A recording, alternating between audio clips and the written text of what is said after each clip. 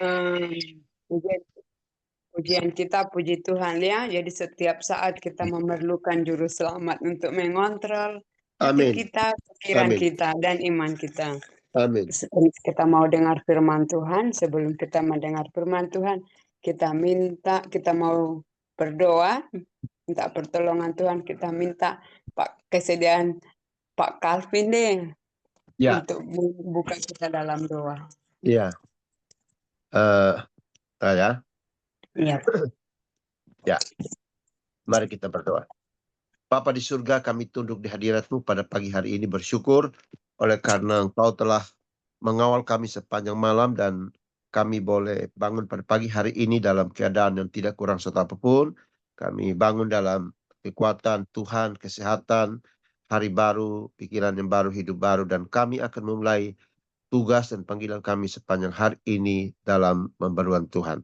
Terima kasih Bapak untuk kami sudah yang sudah ada pada pagi hari ini. Kami berkumpul bersama menikmati persekutuan dengan Tuhan.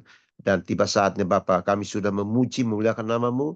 Biarlah puji-pujian kami mendapat tempat yang khusus di hati-Mu, menyenangkan Engkau. Dan kami percaya hati Tuhan bersuka cita karena mendengar kami memuji Engkau.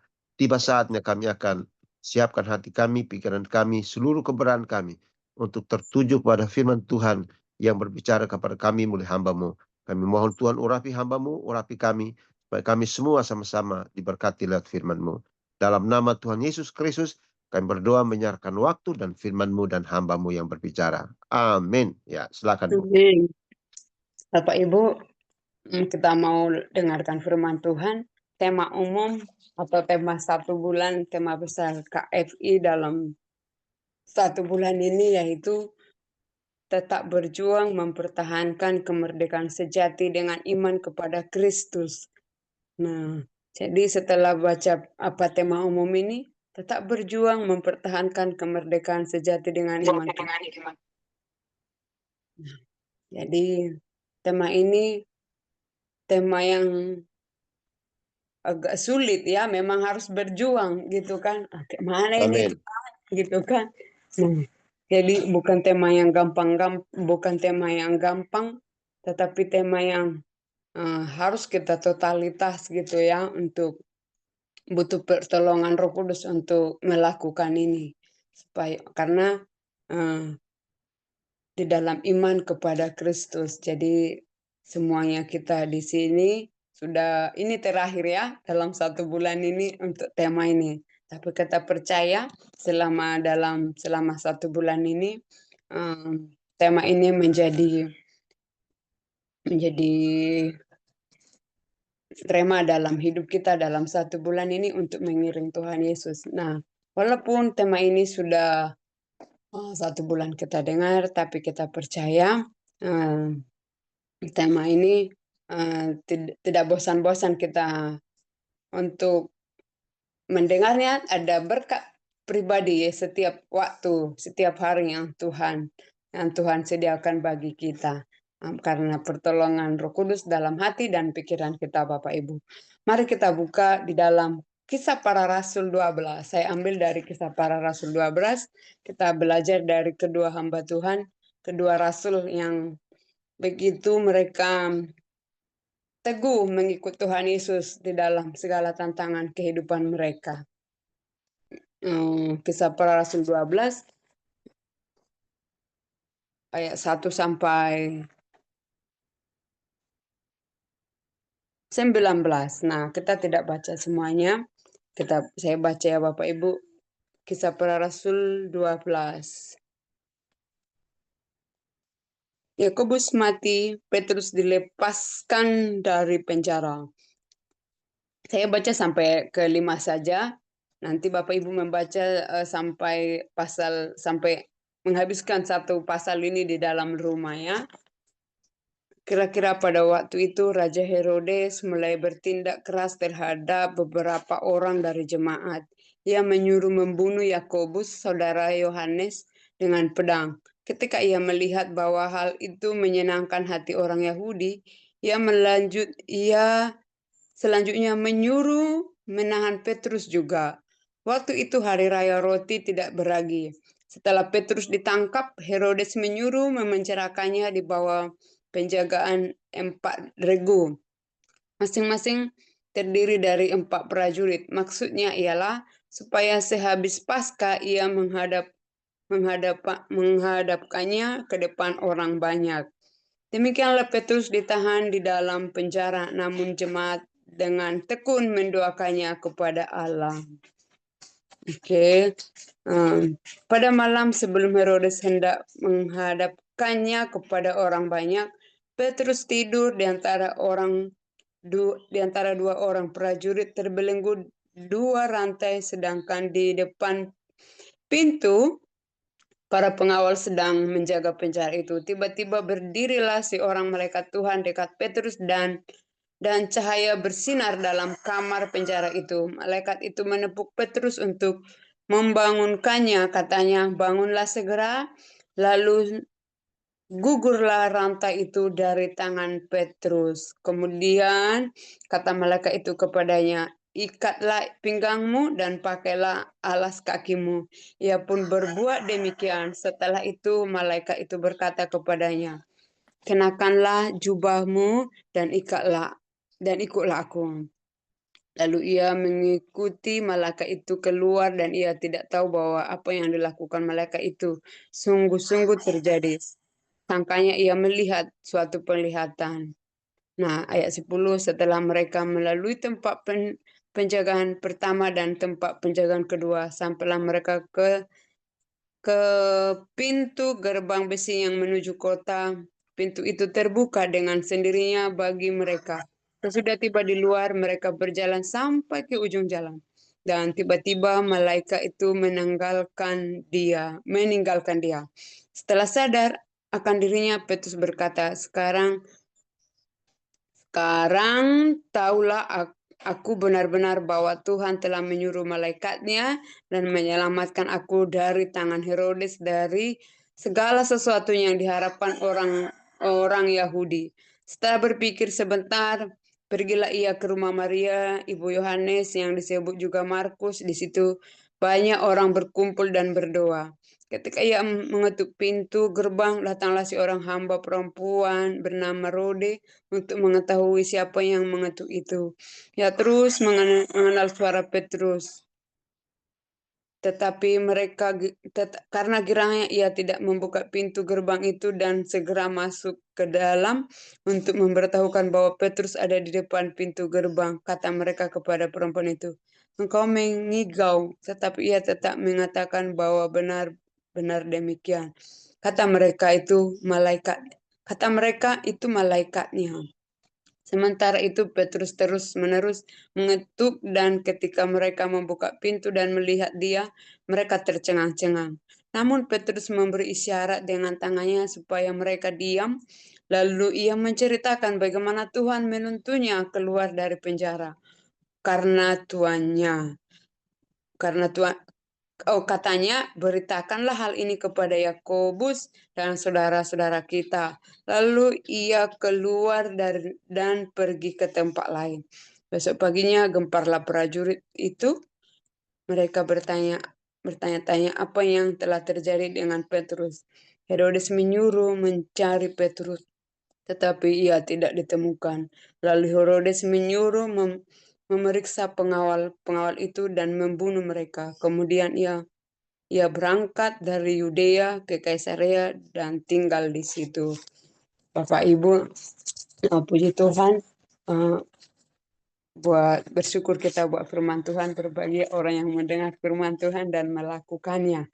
Nah, jadi tema umum firman Tuhan, tetap berjuang mempertahankan kemerdekaan sejati dengan iman kepada Kristus. Nah, jadi saya ada hubungannya dengan yang dialami oleh oleh Rasul ini. Nah, yaitu derita menjadi seorang hamba Tuhan, ya. Derita menjadi seorang hamba Tuhan atau hamba Allah. Nah, di mana Yakobus dia setia.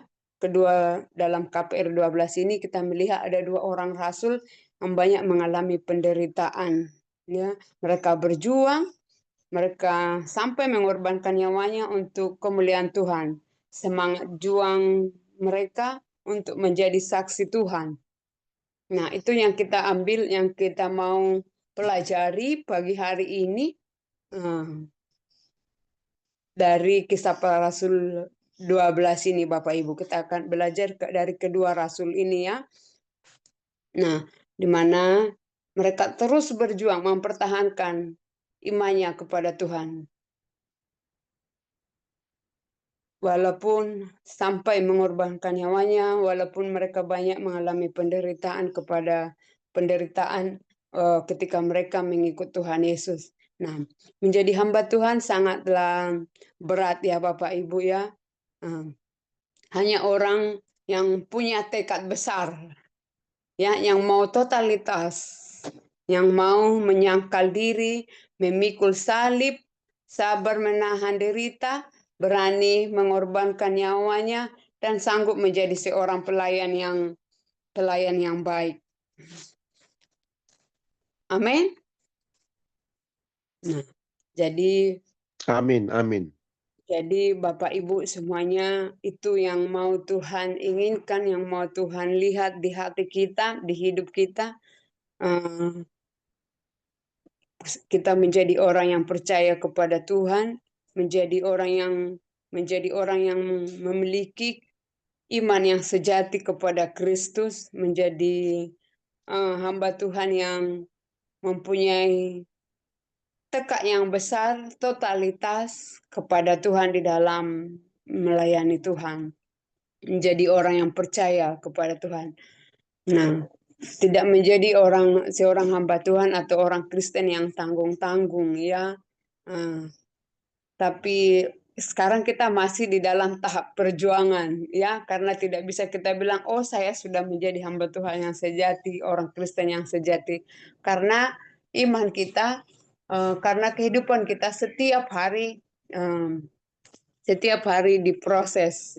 Nah, diproses, diuji terus, baik dari segalanya, dari karakter, dari semuanya.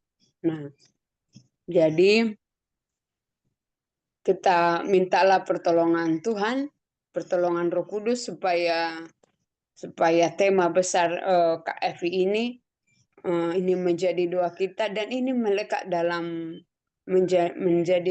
ini di dalam hidup kita, supaya kita semuanya yang setiap hari mendengar firman Tuhan, yang melayani Tuhan, yang menjadi orang Kristen, ya, yang sejati, menjadi hamba Tuhan, yang punya kemerdekaan sejati, yang punya iman kepada Kristus. Nah, ketika kita sebelum bertobat dengan bertobat, pasti jauh perbedaannya Bapak Ibu ya. Nah, setelah kita di dalam Tuhan Yesus, sudah bertobat dan ambil bagian menyerahkan diri kepada Tuhan di dalam pelayanan, tentunya pola pikir kita juga berbeda, iman kita juga berbeda, semuanya berbeda. Nah, jadi kalau kita bandingkan hidup kita sebelum mengenal Tuhan Yesus atau sebelum memberikan diri kita menjadi hamba Tuhan, banyak perbedaannya. Yang mungkin dulu kita suka menggosip, yang mungkin dulu kita suka melakukan dosa terang-terangan, ya kan? Nah, dan itu menjadi habit kita, berkelahilah, berbohonglah, apalagi ya, pokoknya segala hal yang jelek-jelek lah.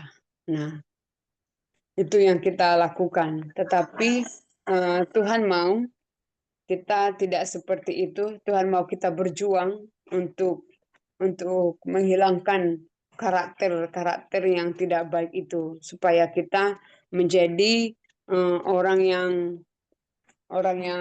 dipilih Tuhan, yang mengalami kemerdekaan sejati di dalam iman, yang percaya kepada Tuhan Yesus. Bapak Ibu, kita tadi sudah mendengar sebagian dari pembacaan firman Tuhan, bagaimana kedua rasul ini mereka setia mengikut Tuhan ya walaupun mereka punya banyak tantangan.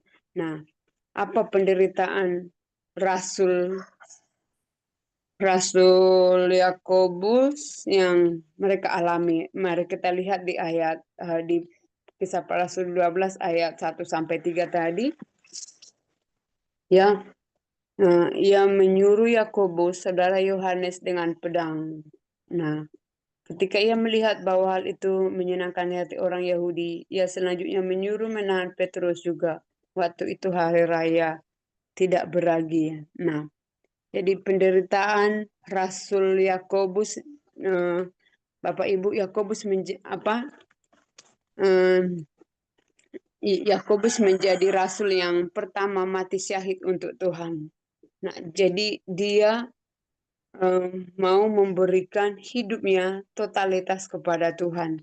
Nah, kalau kita baca di dalam Matius 4 ayat 21 sampai ayat 22, Yakobus adalah salah satu dari 12 rasul yang dipilih Tuhan Yesus ya.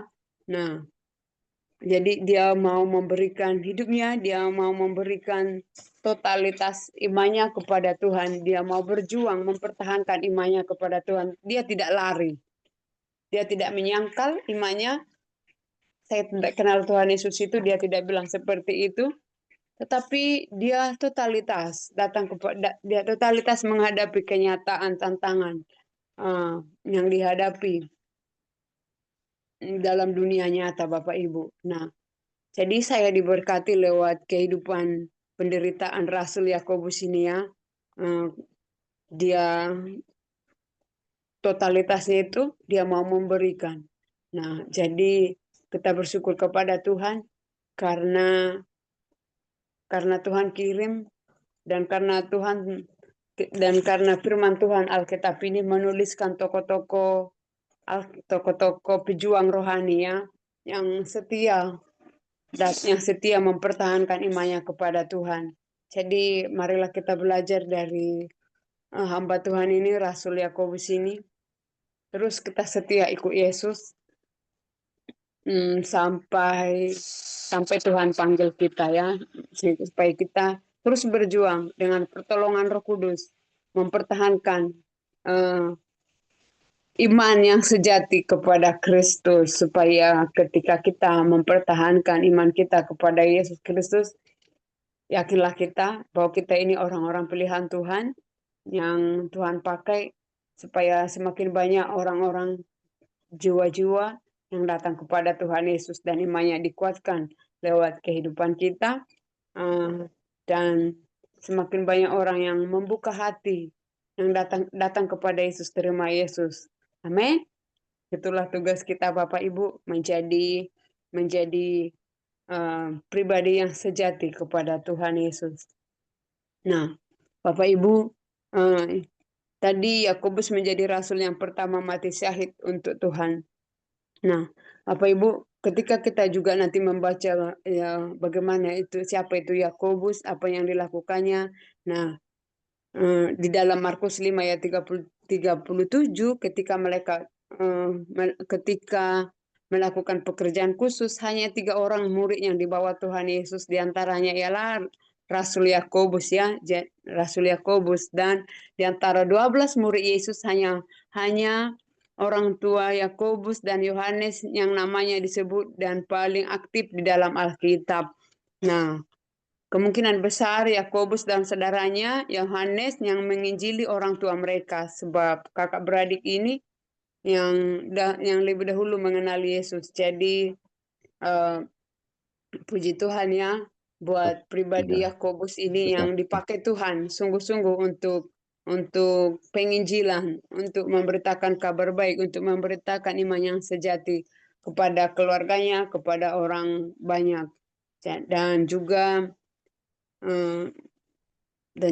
sampai akhirnya ia menjadi rasul yang pertama mati syahid untuk kemuliaan Tuhan, Rasul Yakobus ini Bapak Ibu. Jadi bersyukurlah kita melihat Yakobus ini terus dia setia mengikut Tuhan. Nah, Bapak Ibu, pengajaran apa yang dapat kita pelajari dari kematian Rasul Yakobus ini? Nah, kita lihat hidup dan mati ada di tangan Tuhan. Dia punya motivasi seperti itu. Dia tidak lari dari kenyataan, tetapi dia menghadapinya karena Rasul Yakobus ini, dia punya tekad, dia di dalam hatinya terlukiskan bahwa hidup dan mati ada di tangan Tuhan. Sekali Yesus tetap Yesus, dia bilang seperti itu ya. Nah, sekali Yesus tetap Yesus, sekali iring Yesus, sekali ikut Yesus, aku akan ikut Yesus. Nah, dia memperjuangkan, mempertahankan imannya. Kenapa dia bisa memperjuangkan sampai seperti itu? Iman daripada Yakobus itu. Hidup dan mati ada di tangan Tuhan. Apapun tantangannya, go ahead. Saya akan tetap on fire, katanya. Kata si Rasul Yakobus. Kenapa? Karena Tuhan sudah bekerja di hatinya. Karena karakter-karakter Kristus sudah ada di hidupnya, Bapak Ibu. Nah, bukan sedikit, tapi ada banyak juga yang dulu orang percaya kepada Tuhan, tetapi ketika dia mengalami tantangan, dia tidak mau memperjuangkan imannya, tetapi dia meninggalkan imannya yang percaya kepada Kristus. Dia baik hamba Tuhan yang sudah pernah dulu sekolah teologi, bahkan juga yang sudah melayani, sudah mengembalakan gereja. Nah, ada banyak juga yang meninggalkan imannya, meninggalkan pelayanan, tidak lagi pelayanan dan tidak lagi aktif di dalam melayani Tuhan. Ya, kenapa? Karena di hatinya tidak totalitas datang kepada Tuhan Yesus. Jadi setiap hari Bapak Ibu, marilah kita terus minta pertolongan Tuhan, minta pertolongan Roh Kudus untuk menolong kita, menguatkan kita di akhir-akhir zaman ini, di di zaman ini di setiap hari. Aku ada satu dengar dulu seorang dosen mengatakan Bapak itu sudah meninggal, rektor di STT Paulus ya, Pak Kristos Mos Manalu. Dia bilang seperti ini, Hana katanya, contohlah, tirulah hamba Tuhan yang setia dia sampai akhir hidupnya. Yang setia sampai akhir hidupnya, bukan setia sampai pertengahan hidup, tapi setia sampai Tuhan manggil. Tapi setia sampai Tuhan panggil, sampai Tuhan, sampai ada di tulisan, sampai ada di salib, dia dikubur, tulis apa? Zenda parkir atau di Son Maradian atau ya. Jadi Tuhan mau mendapatkan iman yang seperti itu di dalam hidup kita Bapak Ibu ya, dan di dalam hidup Hana juga. Nah, Bapak Ibu, makanya saya ketika membaca tema umum yang dibagikan Ibu Barita, yaitu tetap berjuang mempertahankan kemerdekaan sejati dengan iman kepada Kristus. Wah, tema ini nggak main-main ini. Tema ini harus perlu perjuangan dari diri sendiri untuk terus memancarkan hidup menjadi anak Tuhan. Nah, jadi Bapak Ibu semuanya, marilah kita terus minta pertolongan Tuhan, karena kita ini setiap hari, setiap detik, setiap jam banyak godaan untuk membuat kita jatuh ke dalam dosa, untuk membuat kita untuk menggoda kita, untuk mengacaukan karakter kita. Setiap hari. Iblis itu pintar. Ya, tetapi Tuhan mau kita harus berjuang ya, pribadi kita harus berjuang. Nah, kita harus berjuang setiap hari untuk melawan itu. Kita yakinlah Tuhan pasti menolong kita. Dan firman Tuhan ini juga berbicara kepada saya Bapak Ibu.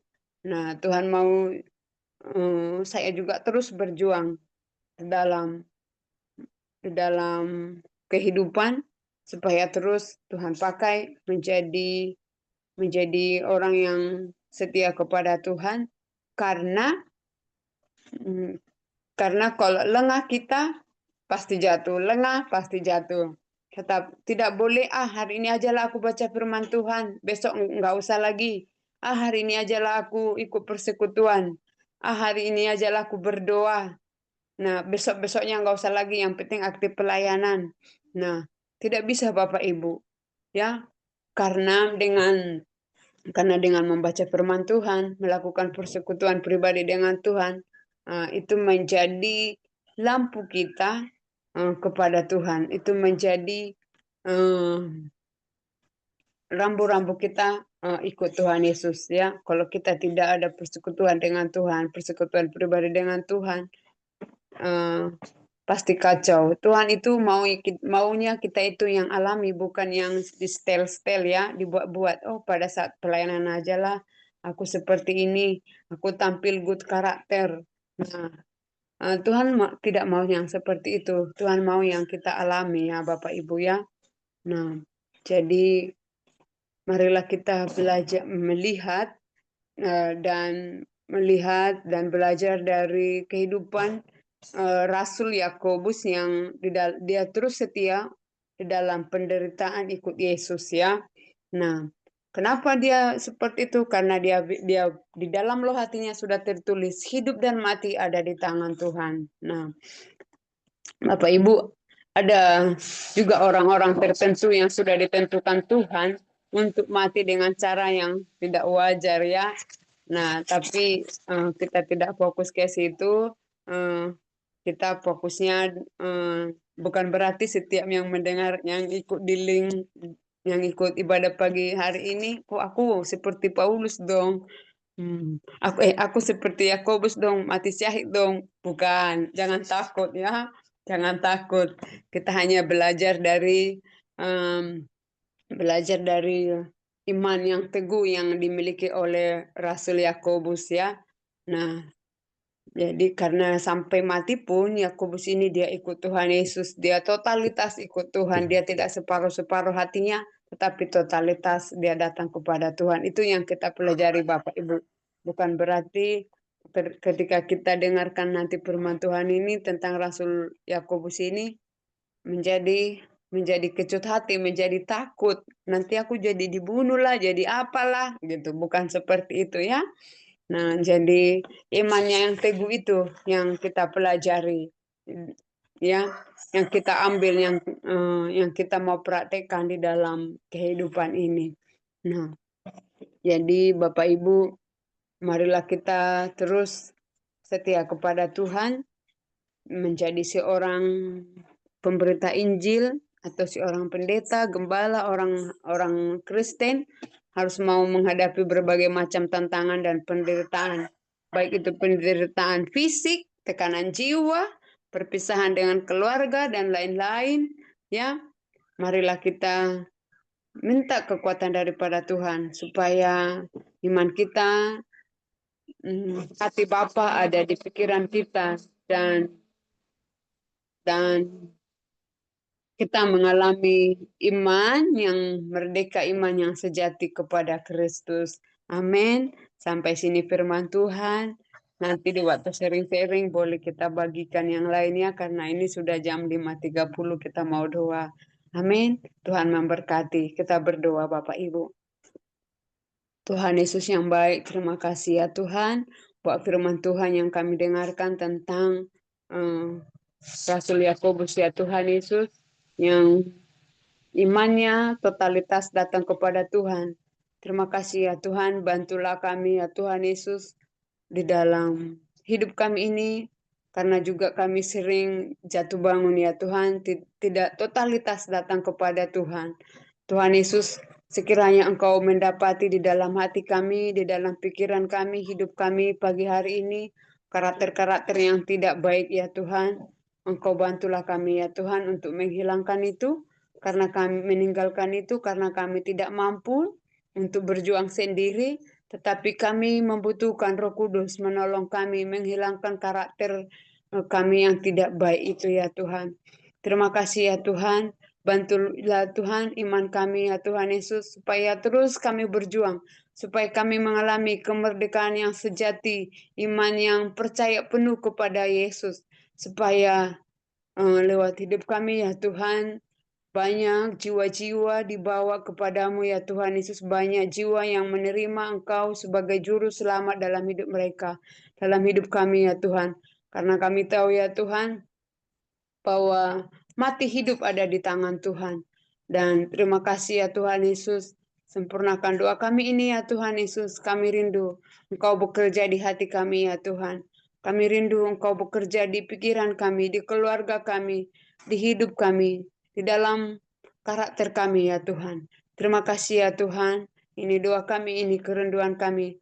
Tambah-tambahkan perlindungan Tuhan, tambah-tambahkan supply kami yang daripada surga ya Tuhan. Kekuatan yang daripada Tuhan dalam hidup kami, senjata rohani di dalam hidup kami ya Tuhan. Terima kasih ya Tuhan, terima kasih dalam nama Tuhan Yesus yang hidup kami berdoa dan mengucap syukur. Amin. Amin, Bapak